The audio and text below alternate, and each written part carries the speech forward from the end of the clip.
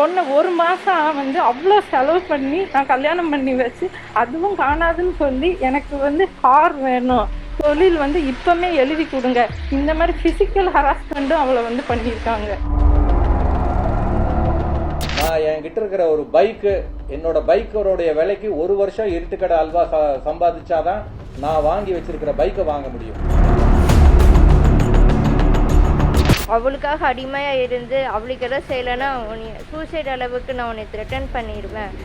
அவங்க எனக்கு கொலை மிரட்டலே பண்ணியிருக்காங்க சார், ஃபிசிக்கலாகவும் இது பண்ணியிருக்காங்க.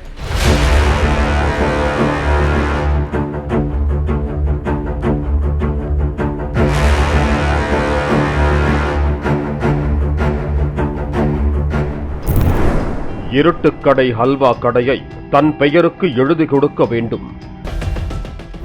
உலக புகழ்பெற்ற இருட்டுக்கடை அல்வா சுவையில் மட்டுமல்ல, விற்பனையிலும் முதலிடத்தில் இருக்கிறது.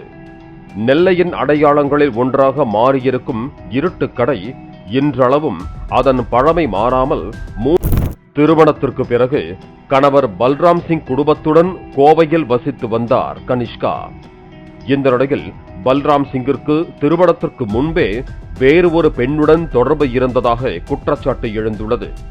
அதை மறைத்து கனிஷ்காவை திருமணம் செய்திருக்கிறார் எனவும் கூறப்படுகிறது.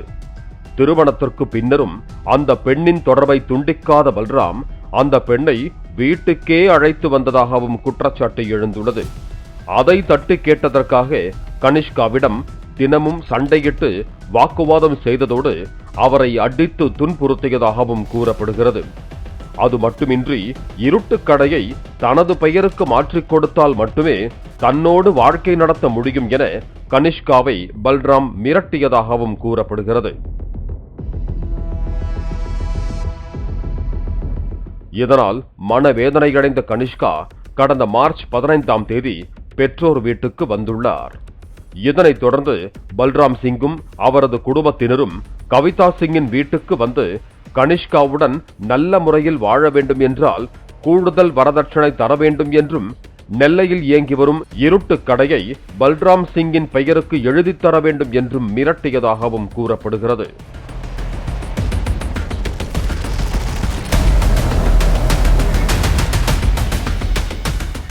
இதனால் தனது மகளின் எதிர்காலத்தை கருதி இந்த விஷயத்தை கவிதா சிங் வெளியில் சொல்லாமல் இருந்திருக்கிறார். பின்னர் பல்ராம் சிங் தொடர்ந்து வாட்ஸ்ஆப்பில் அநாகரிகமான குறுஞ்செய்திகளை அனுப்பி மிரட்டியதால் தனது உயிருக்கும் தனது பெற்றோருக்கும் ஆபத்து ஏற்படும் சூழல் இருப்பதாக கூறி கனிஷ்கா தனது கணவர் பல்ராம் சிங் மீது சட்டப்படி நடவடிக்கை எடுக்க வேண்டும் என காவல் ஆணையரிடம் புகார் அளித்திருக்கிறார். அவளுக்காக அடிமையாக இருந்து அவளுக்கு எதாவது செய்யலைன்னா சூசைட் அளவுக்கு நான் உன்னை த்ரெட்டன் பண்ணிடுவேன். அண்ணனும் தம்பியும் சேர்ந்து என்னைய டைவர்ஸ் கொடுத்துரு, உன் வாழ்க்கை இவ்வளோதான், நீ டைவர்ஸ் கொடுக்குற அப்படின்னா அந்த பொண்ணோட லிவிங்கில் இருப்பேன். அவங்க அப்பாவும் அந்த அண்ணன் தம்பி 2 பேரும் சேர்ந்து உங்கள் அம்மா கிட்ட இந்த ரூபா வாங்கிட்டு வந்து மிரட்டி என்னை அனுப்பிட்டாங்க அவங்க வண்டியிலேயே. உங்களுக்கு ஏதாவது உயிருக்கு ஏதாவது பாதுகாப்பு இல்லை, நாங்கள் ஏதாவது உங்களை ஏதாவது த்ரெட்டன் பண்ணாங்களா, அப்படி ஏதாவது பண்ணியிருக்காங்களாம்மா? அவங்க எனக்கு கொலை மிரட்டலே பண்ணியிருக்காங்க சார், ஃபிசிக்கலாகவும் இது பண்ணியிருக்காங்க.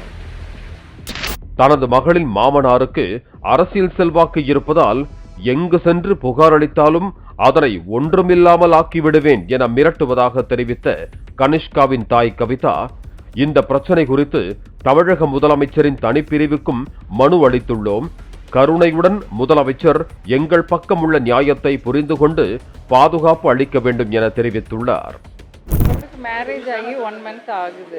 ஸோ 1 மந்த்தில் வந்து மேரேஜ் ஆன தாலி கட்டின அடுத்த நிமிஷத்துலேருந்து என் பொண்ணை வந்து ரூபாய்க்காகவும் டவுரிக்காகவும் எங்கள் பிஸ்னஸ் எழுதி கொடுக்கணும் அப்படின்னு சொல்லியும் ஓவர் டார்ச்சர் கொலை மிரட்டலோட வந்து பண்ணியிருக்காங்க. 41 டேஸ் அவங்க வீட்டில் இருந்திருக்காங்கன்னா ஒவ்வொரு தடவையும் வந்து அவளை வந்து அவ்வளோ ஹராஸ் பண்ணியிருக்காங்க ஃபிசிக்கலாகவும். இது போக அந்த பையனுக்கு ஒரு அஃபேர் இருக்குது அப்படிங்கிறதையும் அதுக்கப்புறம் தான் தெரிஞ்சிருக்கு. அந்த பொண்ணை வச்சுக்கிட்டே தான் என் பொண்ணையும் வந்து ஒரு சர்வெண்ட் மாதிரி நடத்தி அவ்வளோ தூரம் ஹராஸ் பண்ணி அவளை வந்து நீ ஏதாவது உங்கள் அம்மா அப்பாட்ட சொன்னேன்னா உன்னை வந்து நாங்கள் கொலை பண்ணிடுவோம் அப்படிங்கிறதையும் வந்து சொல்லி பண்ணியிருக்காங்க. அதுக்கப்புறம் அவள் இங்கே வந்து வந்தப்போ தான் எங்களுக்கு தெரியும் அவங்க மாமனாரும் அந்த பையனும் சேர்ந்து தான் அவங்க கார்லேயே வந்து நீ உங்கள் அம்மா அப்பாட்ட போய் எல்லாம் எழுதி வாங்கினா தான் வரணும்னு. இவ போக மாட்டேன் அப்படின்னு சொல்லியிருக்கா. நீ டைவர்ஸ் கொடுத்துரு, அப்படி இல்லைன்னா இல்லை நான் கொடுக்க மாட்டேன், இல்லை நான் லிவிங்கில் உன் முன்னாடியே வந்து வாழ்ந்து காட்டுவேன் அப்படின்னு. அவர் அப்பாட்ட பேசுனா அவர் வந்து என் தொழிலே உண்மையை பொய்யா சொல்கிறதும் பொய்யை உண்மையாக சொல்கிறது தான் இருக்குது. நான் எனக்கு பிஜேபி சப்போர்ட் இருக்குது. இது போக எனக்கு பிஜேபி சென்ட்ரல் கவர்மெண்ட்லேருந்து ஸ்டாண்டிங் கவுன்சிலில் போஸ்டிங் கொடுத்துருக்காங்க. அதனால் எந்த டிபார்ட்மெண்ட்னாலையும் எந்த ஒரு டாக்குமெண்ட்டையும் நான் வந்து பொய்யா அங்கே வந்து கொடுத்துருவேன். உண்மையாக இருக்கிறத பொய்யாக்குவேன், பொய்யா இருக்கிறத உண்மையாக்குவேன். இதுக்கு நீங்கள் சப்போர்ட் பண்ணலை அப்படின்னா உங்களை யாரையும் வாழ விடவே மாட்டேன். எனக்கு பிஸ்னஸ் எழுதி கொடுத்தே ஆகணும். ஏன்னா நாங்கள் இருக்கிறது ஃபுட் இண்டஸ்ட்ரி. ஸோ ஃபுட் இண்டஸ்ட்ரிங்கும் போது நான் எஃப்எஸ்ஐலேருந்து எல்லா டிபார்ட்மெண்ட்டு ஜிஎஸ்டிலேருந்து எல்லாத்துக்கும் பண்ணியிருக்கேன். நேற்று ராத்திரி கமிஷனர் ஆஃபீஸ்லேருந்து அவங்களுக்கு என்கொயரி போன பிறகு ஒரு ரிப்போர்ட்டருக்கே கூப்பிட்டு அவங்க வந்து மிரட்டியிருக்காங்க. நீங்கள் இங்கே வந்து இருக்கும்போது எத்தனை ஃபோன் கால்ஸ் நீங்களே வந்ததை பார்த்துருக்கீங்க. எல்லாத்தையும் நேற்று எனக்கு மிரட்டிட்டு டெலீட் பண்ணிவிட்டு இன்றைக்கி காலையில் சாரி அப்படின்னு சொல்லி அகெயின் வந்து மெசேஜ். இது எல்லாத்தையுமே உங்கள்கிட்ட நான் காட்ட தான் செஞ்சேன். இதுக்கு முன்னாடி பண்ண எல்லா இதுக்குமே ப்ரூஃப் எல்லாமே கன்சர்ன் டிபார்ட்மெண்ட்லேயும் கொடுத்துருக்கோம். சிஎம் செல்லுக்குமே நேற்று வந்து இந்த இதை வந்து நாங்கள் ரிஜிஸ்டர் பண்ணியிருக்கோம். என்னை நம்பி நாங்கள் பாரம்பரியமாக பண்ண தொழில், நாங்களும் பப்ளிக்கை நம்பி தான் இருக்கோம். அப்படி இருக்கும்போது எங்களுக்குன்னு எத்தனையோ குடும்பங்கள் வந்து இந்த தொழிலை நம்பி நாங்கள் இருக்கோம். அதை வாழ்வாதாரத்தில் போய் கையை வைக்கிற மாதிரியே அவங்க ஒவ்வொரு தடவையும் வந்து த்ரெட்டன் பண்ணிட்டு இருக்காங்க. நேற்று கமிஷனர் ஆஃபீஸில் கம்ப்ளைண்ட் கொடுத்ததுக்கு அப்புறமுமே ஒரு ரிப்போர்ட்டரை கூப்பிட்டு அவங்க வந்து த்ரெட்டனிங் பண்ணுறாங்கன்னா நான் பிஜேபி அப்படிங்கிறத வச்சு அவங்க த்ரெட்டனிங் பண்ணுறாங்க. ஏன்னா என் தொழில் வந்து அப்படி, நான் அட்வொகேட்டு, நான் இப்படி தான் பண்ணுவேன்னு அவர் வந்து டேரிங்காக வந்து பண்ணுறாரு. அப்போ நாங்கள் இதுக்கப்புறம் எப்படி நிம்மதியாக வாழ முடியும்? என் பொண்ணை 1 மாதம் வந்து அவ்வளோ செலவு பண்ணி நான் கல்யாணம் பண்ணி வச்சு அதுவும் காணாதுன்னு சொல்லி எனக்கு வந்து கார் வேணும், தொழில் வந்து இப்போமே எழுதி கொடுங்க, இந்த மாதிரி ஃபிசிக்கல் ஹராஸ்மெண்ட்டும் அவளை வந்து பண்ணியிருக்காங்க. வரதட்சணை கேட்டேன், 1.5 கோடி கேட்டேன் அப்படிங்கிறதெல்லாம் வந்து முழுமையான பொய். நான் எந்த இடத்துலையும் போய் காசு வாங்குற நிலைமையில நான் இல்லை. 4 தலைமுறையா நாங்க இந்த சொத்துக்களை பராமரிச்சுட்டு வரோம். என்கிட்ட இருக்கிற ஒரு பைக்கு, என்னோட பைக்கோடைய விலைக்கு 1 வருஷம் இருட்டுக்கடை அல்வா சம்பாதிச்சாதான் நான் வாங்கி வச்சிருக்கிற பைக்கை வாங்க முடியும். என்கிட்ட ஹார்லி டேவிட்சன் பைக் நான் ஐடில டிக்ளேர் பண்ணி நான் வாங்கியிருக்கிறேன். கனிஷ்காவின் மாமனார் யுவராஜ் சிங் கூறும்போது, நாங்கள் 4 தலைமுறையாக ஏற்றுமதி தொழில் செய்து வருகிறோம். அதன் மூலம் எங்களுக்கு பல சொத்துக்கள் உள்ளன. இதுவரைக்கும் நான் 7 கோயில்களை கட்டி இருக்கிறேன். அந்த ஒரு காரணத்தினால்தான் சாதாரண குடும்பத்தில் பெண் எடுக்க முடிவு செய்தோம்.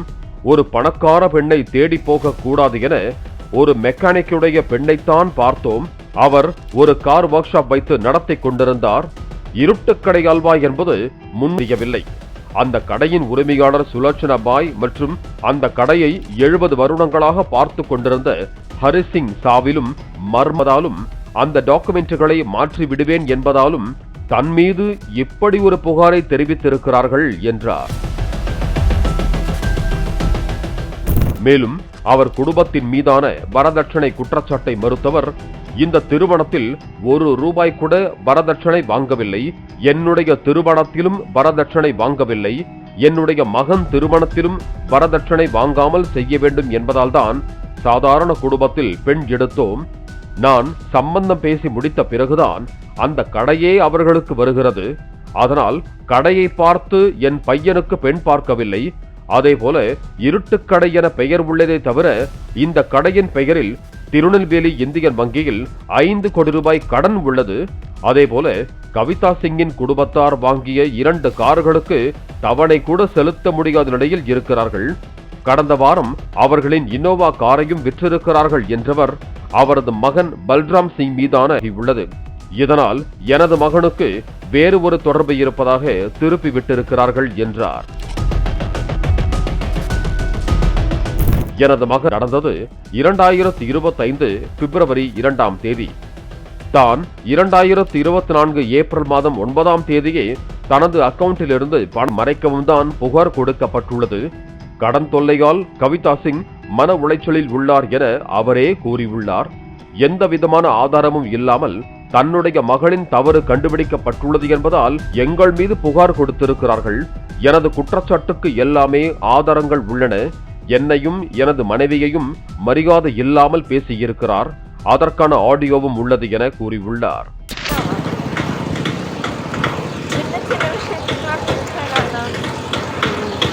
நான் வானத்தில் அந்த பறந்து தேவையில்லை எல்லாத்தையும் தாங்குது நானும் வாங்கியிருக்கேன்.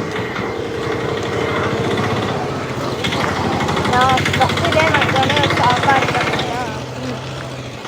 உங்களுக்கு இந்த 2 பேர்கிட்ட உங்களுக்கு என்ன வேணும், அர்ஜுன் கிட்ட உங்களுக்கு என்ன வேணும் கேளு, சமைச்சு தரேன்னு சொன்னேன். உடனே ஆலு புரோட்டாங்க. எனக்கு ஆலு புரோட்டா பண்ண தெரியாது. அந்த அம்மா நக்கலை சிரிக்குது. அது ஒன்று தானே நான் படிக்கல, மீதியெல்லாம் படிச்சு வச்சுருக்கோம்னா. சரி இவ்வளோ வாய் பேசிக்கல, மீன் குழம்பா அது சமைக்கணும், அது சமைக்க வேண்டியதானே, அதுக்கே எனக்கு தெரியாது மீன் குழம்பு. அவர் அப்பா வந்து சில விஷயங்கள்ல பொய் சொல்றாருங்கிறது நம்மளுக்கு வந்து ஆணி அடிச்ச மாதிரி தெரியுது. என்ன பொய் சொன்னாரு?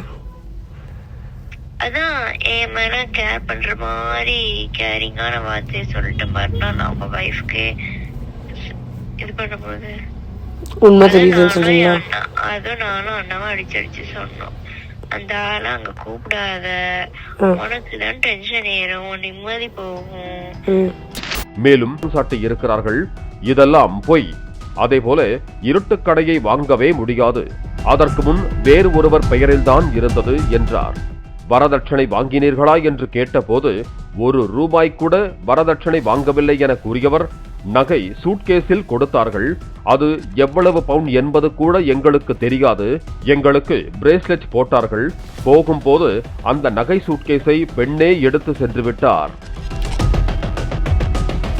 கார் இப்போதும் கேடு தரும்.